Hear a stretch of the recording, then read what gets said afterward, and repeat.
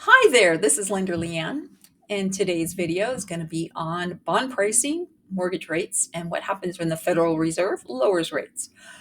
For reference on this video, we are looking back at a 6-month snapshot from June of 2024 to December of 2024. Today's date is the 12th of December, and we are approaching another Federal Reserve meeting where hopefully they will lower rates.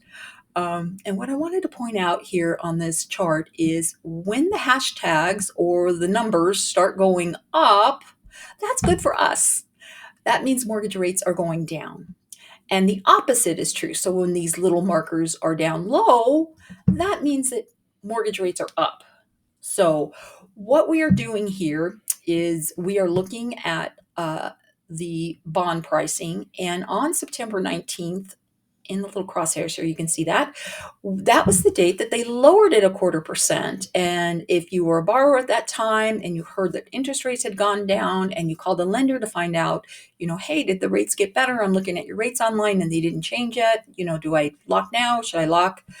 The lender would have responded, yes, they did lower the rates, but the bond market actually is driven by supply and demand. So what happens is actually back in July, when the Fed met, they decided not to change interest rates. And I've got the little crosshairs back in July, but we started getting economic news coming out that our economy was doing better. And I believe it was near the end of July, August. As you can see, we've gotten a big change in here, is when the Fed said that they would reduce rates in September by 0.25%. And when we are looking at this chart, we can see, hey, we got the bond prices going up. That means rates are going down, rates are going down. But on this date, they didn't change very much because the investors had already taken that into account back in July. Same thing in November. So now you see this going down from September to November. We actually have higher rates now than we, at least in November, than we did back in September.